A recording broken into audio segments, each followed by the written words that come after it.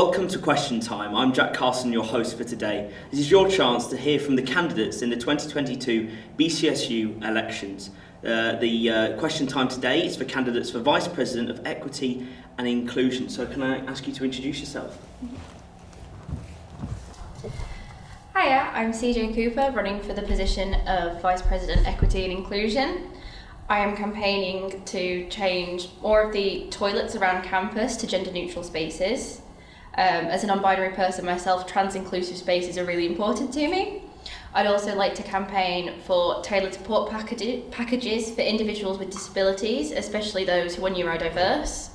I'd also like to open up the hardship fund to non-UK students. Hi, my name is Victor. I'm campaigning for Office of the Equity and Inclusion Officer. I'm campaigning for accessibility and diversity for students, also for continuity for socials and or other social activities on campus, and also for easy and transparency for easy aids to complaints and queries from students as against e-discrimination.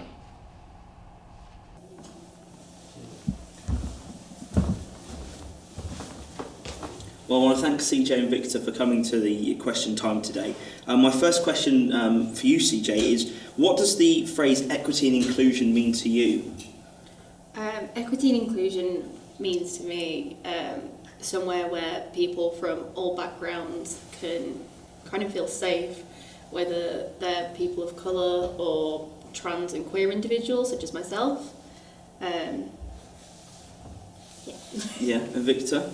Oh yeah, equity is about, I think it's about equality of people. You know, a lot of people need to be heard. You know, they need a channel where they can be heard, listened to. You know, a lot of people have issues that they deal with within, and they need people to push it out to them, you know. Yeah. CJ, how would you work with, so at BCU there's lots of protected societies, how would you work with them to enhance all the work that they do?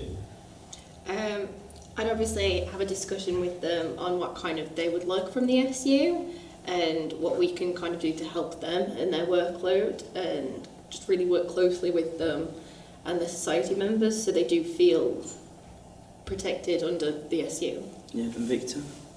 Oh yeah, like I mentioned in my manifesto, I made mention of easy and transparency feedbacks. You know, getting to know what they want from the student government, and you know, acting upon what they really want us to do.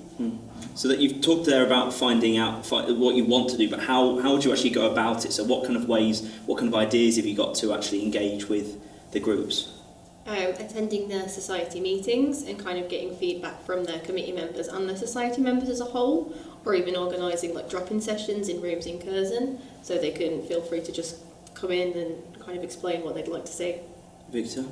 Oh, I was talking about getting them involved in all activities and getting to know what they think really about everything. I mean, like getting them involved in all social activities and getting to know what they really think about the. Yeah. Have any of you kind of considered, or are there any considerations from either of you around engaging with people digitally, things like that? Discord is kind of popular among societies at the moment, so maybe considering like little drop-in sessions on like a Discord call or something for those who maybe might not be able to access the campus in person or would just prefer to engage digitally. Victor, have you got any ideas on that? Yeah, social media is a great tool. Instagram is also a great tool. Like you get them involved, you know, in everything that's happening, and you know, get to know what they really think about it, and that's what I feel. Okay.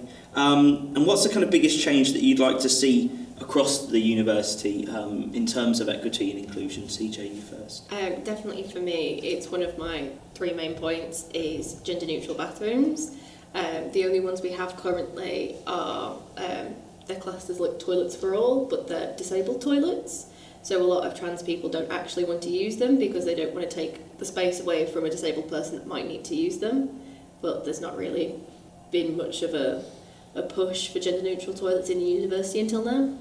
Have you got much of a plan of how you want to kind of push that through and work with the university?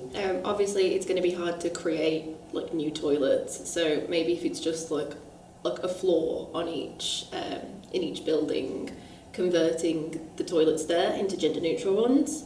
So even if like, not obviously you can't do it on every single floor, but at least one one floor, so the trans people can feel like they can actually use the bathroom. And Victor, the same question to you. What's the biggest change you'd like to see across the university in terms of equity and inclusion?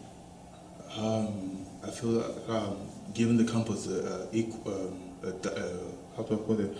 A Miss Campus event, like having events for Miss Campus, and then, like other campuses as well as City South, or bringing everybody together, having events and make them be one, that's what I feel. Okay. Any other kind of points that you wanted to pick on of either of each of you had said, or?